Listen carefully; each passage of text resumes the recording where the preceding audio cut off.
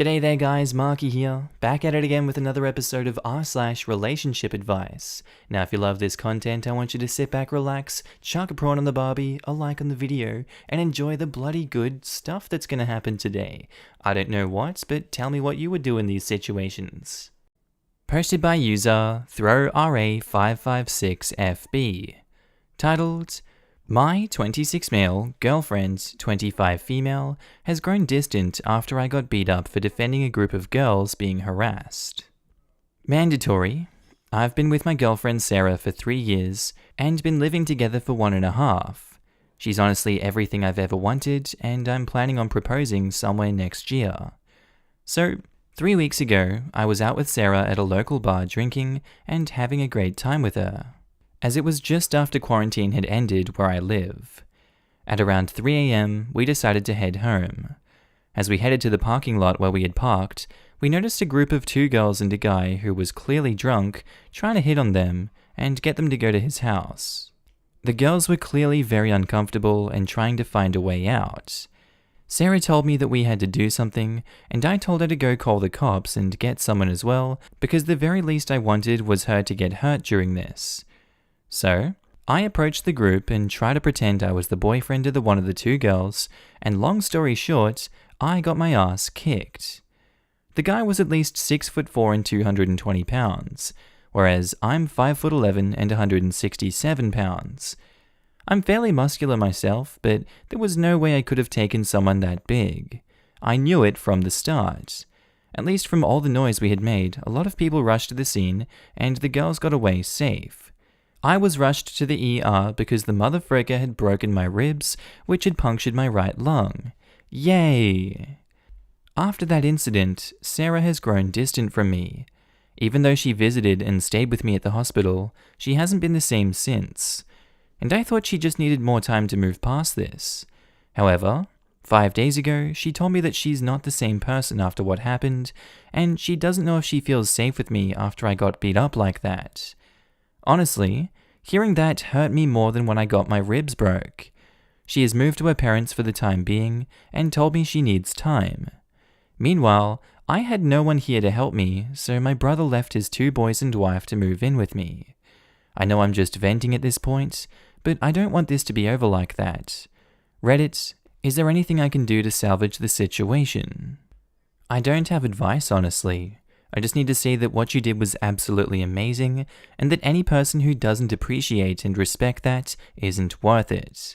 I suppose it's fine if that's something important for her, but I know I'd rather have someone who's willing to fight, even if they lose, than just someone physically tough who might not morally care enough. You defended not only those girls, but your girlfriend and yourself. I think you should just give her time, and if she decides to move on, to just focus on knowing who you are and that you did the right thing. Hell yes, I so agree. I find it more respectable when someone who might lose tries to stand up to bullies anyway. It's a risk, and that's far braver than someone huge and strong standing up to a wimpy little bully. OP did the right thing, even though he had to push through fear to do it. I'm floored that his girlfriend disrespects that. Frankly, OP got a get-out-of-jail-free card, and I think he should use it on this crappy fair-weather girlfriend. Can't agree with this enough. OP, you're my hero for doing this, sir. You're more man than most men will ever be. You did something where others would have done nothing. I'm so sorry you were going through this. OP replies, what hurts me most is that she's not here with me right now. I get that what I did might not have been the wisest thing to do, and that for some reason her attraction or whatever for me has changed. But we can't even talk about it. In the 3 years we've been together, not once have I been absent when she needed me. I can't even imagine being less attracted to someone after that event. You saved those girls from a dude that obviously would have harmed them if he was willing to beat you into a hospital stay. I'm sitting in a puddle just thinking about it. It's toxic masculinity to think you have to win every fight, and to abandon you in a time of need after she pushed you to do something? Christ, what a toddler. Just because she can't see what big dick energy this is, doesn't mean everyone else doesn't. If she lost attraction over you having balls of steel, she can F off. What you did is truly honorable, and your girlfriend should commend you for that and not feel unsafe around you. I'm sure if she were in the same situation as those girls, she would be silently hoping a guy would show up and confront the guy, wouldn't she? She should feel lucky to have you and know that you would risk getting your ass whooped to defend her. The fact you got hurt doesn't matter. Your intentions is the most important thing. If she leaves you, she leaves you. I'm sure you can find someone else who would be happy to have a great man like you. If my significant other had the guts to stand up to someone bigger than them to protect someone else, I'd feel safer with them than with anyone else. Update. My girlfriend has grown distant after I got beat up defending a group of girls being harassed. First of all, I want to say thank you to every single one of you who commented on my last post. The love and support I received was immense, and it actually made me feel a little better in the mess of it all. Thank you from the bottom of my heart. All of the following happened yesterday, so excuse me if I ramble a bit. It's all fresh in my mind. Until yesterday, it had been 14 days since my last contact with Sarah. My brother had left 4 days prior because I felt bad keeping him away from his family for so long. Plus, I could take care of myself to some extent. So around 2 p.m, while I was making lunch, I hear the doorbell ring. I go to open the door, and there she is. Sarah, with tears in her eyes, eye bags, frizzy hair, looking like a total mess. During the time we've been together, I've seen her in her ups and downs, but I'd never seen her in such a horrible state before. So, I let her in, she sits on the couch, and we still haven't said a word as we were both dumbfounded. I was so overwhelmed by emotions. I wanted to hug her, I wanted to full-on blast her. I didn't even know what I wanted to do. So I did nothing and waited for her to talk. After 5 or 10 minutes of silence, she starts sobbing and saying she's sorry, and then full-on crying. At this point, I can barely hold myself together. So I hold her hand and try to calm her down so I can figure out what's going on. After a while, she finally somewhat calms down and starts talking, and that's where it got bad. Something that I didn't include in the original post, because it wouldn't make sense to anyone, is that Sarah's mother has been divorced and remarried once. From what Sarah has told me, her biological father cheated on her mother while she was still a kid, and that's why they broke up. And that's also why she doesn't have any kind of relationship with her father. It seems odd when I first learned about it, but I didn't question it. That's not the whole story though. Sarah's biological father didn't only cheat on her mother, he was a drug addict piece of crap that also used to beat her up frequently.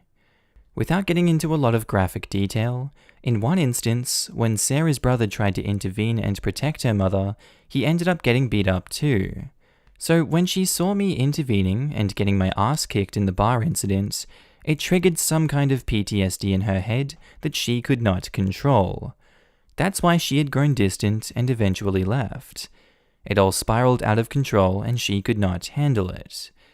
In those 2 weeks we'd been apart, she'd barely eaten or slept, and even made some really dark thoughts, which I'd rather not go into. She told me she's a horrible girlfriend for leaving me alone in my condition, and that she doesn't expect us to be together again after that, which I told her isn't the case. So we have a very long road ahead of us. My number one priority right now is getting her to see a therapist, which I suggested we can do together if she's scared to do alone. So yeah, that's where we are at.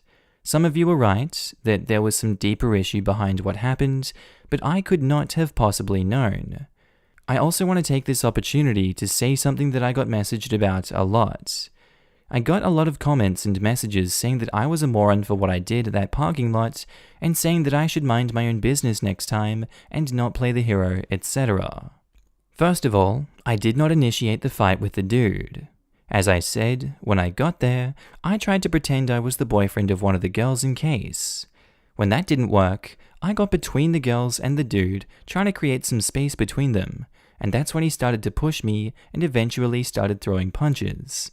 Secondly, no matter how hard I hit the gym, I would never be able to take that guy one-on-one.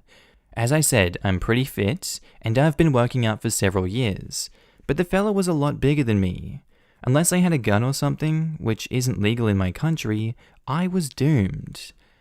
Finally, for the people telling me to mind my own business, well, let me tell you what exactly I was doing.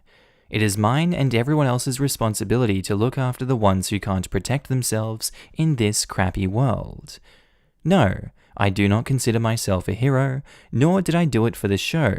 I did it because in some other instance, one of those girls could have been my girlfriend, sister, mother, needing help. And these girls were somebody else's girlfriend, sister, or mother. If I was in that situation 100 more times, I would act the same. Edit. I also talked to her about the proposal I wanted to make this year. I was planning on doing it as a surprise, but in the way the things have turned out, I figured it would be better if she knows it first. We both agreed that it should be delayed for now. Thank you for the update and the additional information to add context. I wish you well in your relationship. As a girl, I want to thank you, OP, for standing up for the two girls. Not a lot of people would have done that, especially if they knew that they weren't as strong as the other person, and it takes a whole lot of courage. I'm glad they had someone to protect them, and we really need more people like you. Yes, I was attacked after ignoring catcalls on my way home from a late-night class in university, and if it weren't for a couple of brave and selfless lads who heard me crying out and threw themselves in to help me, and got a broken jaw and a nose respectively, I can't imagine how horribly my life would have changed that night. Some men are golden, and OP is one. I was attacked after ignoring catcalls on my way home from a late-night class in university. This makes me frustrated and angry and scared. I hate that we have to consider some guy's feelings when we're being harassed, just in case he decides ignoring him is some affront to his fragile ego and decides to prove his masculinity by hurting someone. I'm so sorry that happened to you, and thank God for those guys who didn't mind their own business and got involved. Exactly why I carry pepper spray everywhere I go. There's good and bad people in this world, and if I'm in the wrong place at the wrong time, and some guy decides no means yes, I have some kind of defense, especially if there's no guy like OP around. Don't listen to the people saying mind your own business, OP. You are the salt of the earth. Those girls will likely never forget what you did for them, and as a fellow female, I seriously thank you for looking out for them. You did well, dude. You did really well. Both in what you did standing in for those girls, and what you are doing now with your girlfriend. Not every argument can be won by using fists, and not every battle you fight you are going to win. But doing the right thing is when you start actually winning for real, and even though you may think you lost a fight, you should understand and be happy with the fact that you won anyway. You stood up for what was right, and that's a win in my book. If everyone did as the naysayers claim and minded your own business, well, it just makes the world a darker place. Unless people like yourself stand up, even at risk of coming out the second best. Things just slowly turn to crap. You and I, and others here, know that this is not the world we wish to live in. So work through this with your girlfriend, do the therapy, and keep talking about things. You'll both get to a much better place, and live a long and happy life, and never be afraid of doing what is right. Posted by user ThrowRA Mixed Babies, titled, My 29 male, girlfriends, 27 female, dad discouraged me from proposing because their family isn't thrilled about us having dark babies. Me and my girlfriend Naomi are an interracial couple, with her being Korean and me being black.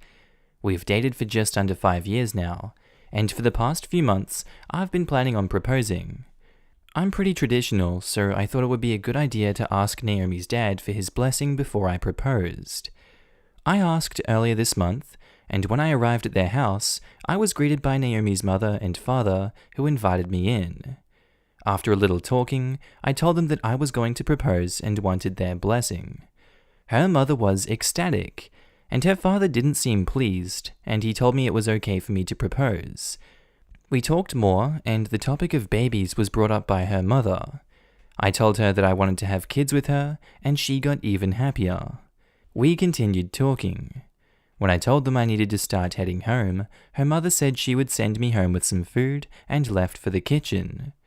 Me and her dad have a small language barrier between us that usually is alleviated by either Naomi or her mother. So we kinda just sat there in silence. He then told me this: "I'll clean it up, but it was difficult to understand as he isn't great at English. You are a very nice young man and we like you a lot. We'd be happy to have you in our family, but we are not too happy about you and her having dark babies." I was stunned and kinda just awkwardly laughed. We sat there for another 2 minutes before her mum came out with a wrapped plate. When I got home, I said nothing about this to Naomi. I know I needed to talk to her about what was said, but I don't want to be the one that accuses her family of being racists. And I know this is probably irrational, but the way her father said it put the thought in my head that Naomi might not want kids because of how dark I am. How do I approach her about this in the least accusatory way possible? She probably already knows. You can ask her if she knows how they feel about you, or if they've said anything about you two getting married and having kids. She likely wants you, but I suspect her parents' racism is not news. I guess she probably already has heard it before. This is the first time I've ever felt anything akin to racism from them before. Her dad showed his true face. He may have said we, but don't immediately assume that includes his wife. Definitely this. He's likely speaking for other people who don't share his opinion. You're probably right. That threw me off. It seemed like her mum wanted me to put a baby in her daughter. He also waited for her to leave, which is a good sign he knew that she wouldn't agree with it. Lots of old school Asians are really racist. It's a pretty known thing, socially ingrained. Sounds like he still respects you, and he may not mean it maliciously, but in a way that says, socially, we will be looked down on by other Asians. Yes, this. Doesn't make it right, but honestly, don't take it to heart. It's unfortunately a common belief among Asians that dark is ugly. He probably thought nothing of it when he said it, and I don't think the wife was on the same boat with him. You and your soon-to-be wife can break these ideologies. You may be taking this the wrong way. My grandmother is Japanese. Well, from a tropical island in Okinawa, which is claimed by Japan anyway. Her English wasn't that great, and my Japanese is very bad. My first fiancé was Mexican. She tried to tell me something similar, and I didn't understand. My cousins who speak better English had to explain. I don't think it's so much that your in-laws are racist, that they're afraid your children may not be fully accepted outside their immediate family. Asian cultures as a whole don't like outsiders and mixed-race children, while treated great inside their immediate family, may not be fully accepted within the Asian community as a whole. My grandma was trying to tell me to be prepared, and it's not even about individual races. Most Asian communities don't even like other Asians, and basically everyone hates Japanese people for being dicks during World War II. When I was in Korea, people told me all the time that I'd be so pretty if I lightened my skin. I'm half Asian, half white. They also told me I'd be so pretty if I would just dye my white hairs black, laser my freckles off, pluck my eyebrows, wear better fashion, the list goes on. A lot of the people making these comments were strangers. It's just a crazy image-oriented place. I had friends there with good jobs who told me they spent 60% of their income on clothes and makeup. A friend's mum casually offered to pay for freckle removal surgery for me while I was there. It sounds less like the dad is racist than he's anticipating social hardship for them and for the baby. And of course, the people trying to avoid social hardship by living up to their social standards perpetuate the hardship. If I were you, the conversation I'd have with Naomi would be about preparing both of you to navigate this aspect of Korean culture together, as a couple, and as parents. Your kids are in fact going to get some crap from their Korean relatives for being dark, and for being too fat or too skinny, or not dressed well enough, or etc, etc, etc.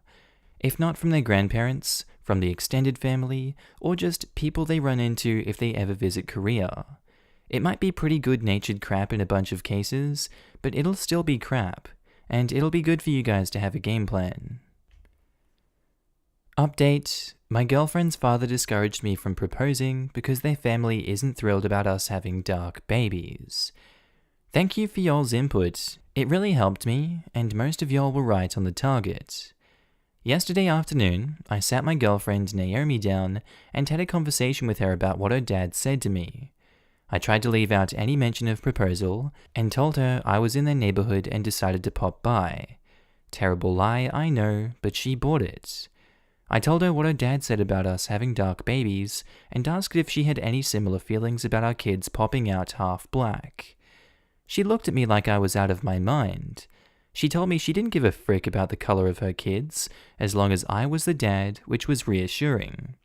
She was not so happy with her dad. She wanted us to take a drive over there and talk with her parents about it.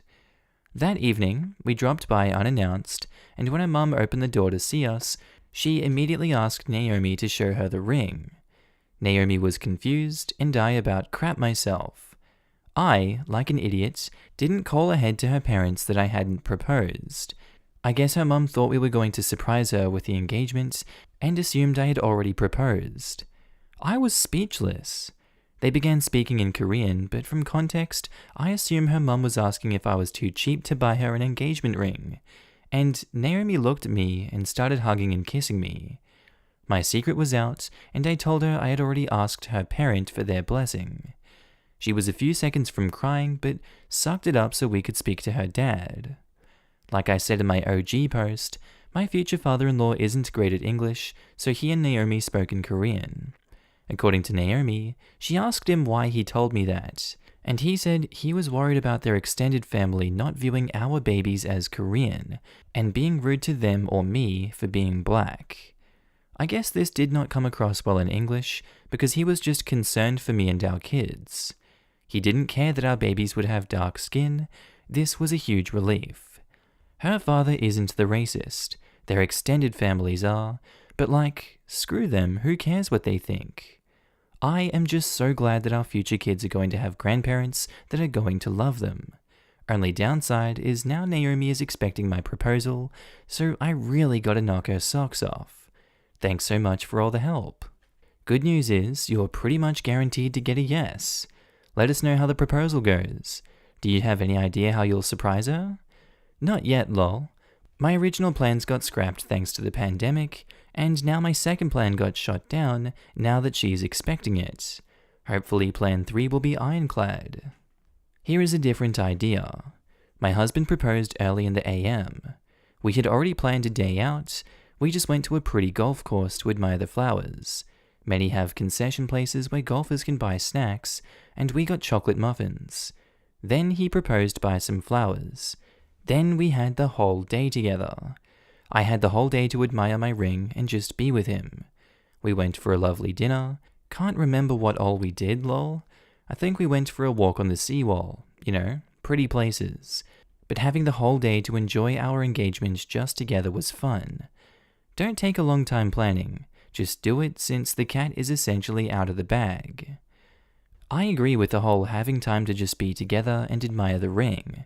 My now husband proposed in Philadelphia on our way walking to the museum. I'm an art nerd. He pulled me into a little park area and proposed by a fountain. I then spent all day staring at the ring instead of any of the art, but I was happy to just be able to be with him. It was a weekend getaway, so I didn't even update my social media or my parents or anyone until we got home. It was nice. Alright guys, that's where I'm going to end today's video. I really do hope you enjoyed it, and maybe even learned something that you didn't know before. If you haven't already, please do feel free to click that like button, as it really does help me in the YouTube algorithm.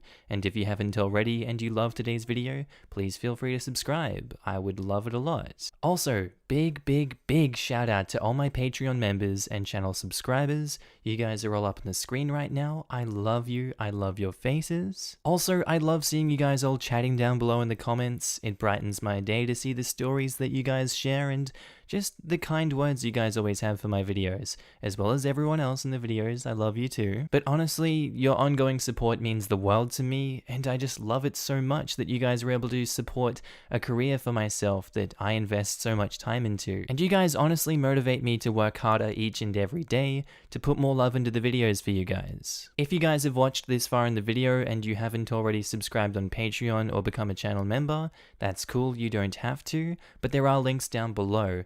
You can donate any amount of money, pledge that any month, cancel whenever. I'm completely cool with it. It's just there for you to support me if you'd like to go the extra mile. And I'll go the extra mile for you guys by putting out new amazing content every single day. With that said, guys, I really hope you have a good day, night, sleep, bath, time at work, whatever you're up to today. This has been Markee. I'll see you in the next amazing video. Bye.